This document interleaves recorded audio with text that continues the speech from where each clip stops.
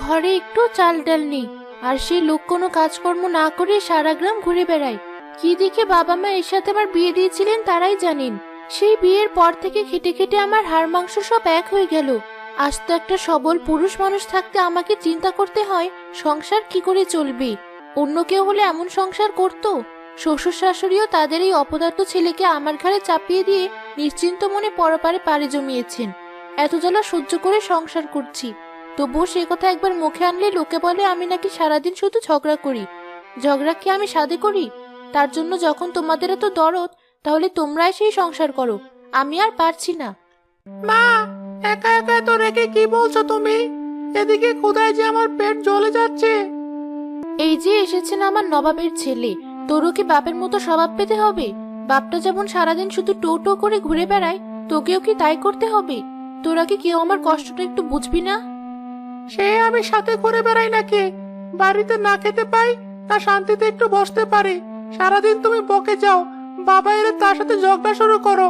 আমার এসব ভালো লাগে না। তোমার দোষে আমাকে এত কষ্ট করতে হয়।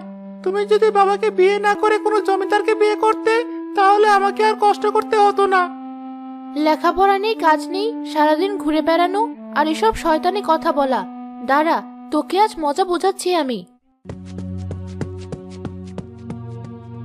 কি করছো বউ? ছেলেটার দিকে এভাবে তেড়ে আসছো কেন? তেরে আসবো না? তোমার জন্য আজ ছেলে আমাকে এত বড় কথা বলার সাহস পায়। সে বলে আমি জমিদারকে বিয়ে করলে ওর কষ্ট করতে হতো না। ছেলে হয়ে মায়ের মুখে মুখে এইসব কথা বলি। এই সব হয়েছে তোমার জন্য। সে তো তুমি সারাদিন আমাকেও বলো আমাকে বিয়ে করা তোমার ভুল হয়েছে, তাই ছেলেও বলেছে। এতে এত রাগ করার কি আছে? 2 পয়সা কামাই করার মুরদ নেই, আবার ঠেস দিয়ে কথা বলা হচ্ছে। বিয়ে করেছিলে কেন?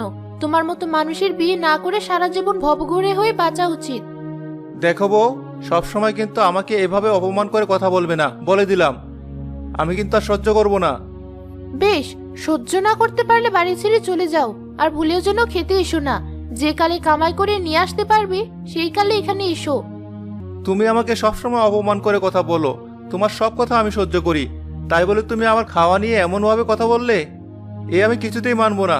আমার যেদিকে দু চোখ যায় আমি চলে যাচ্ছি। যাও যাও, যেখানে ইচ্ছে চলে যাও। বাড়ি থেকে এভাবে চলে আসাটা কি ঠিক হলো? না এসে কি করব? বউ তো শুধু কথাই শোনাতো। আমার যে কাজ করতে ইচ্ছে করে না, বউ সেটা কোনোদিন বুঝবে না।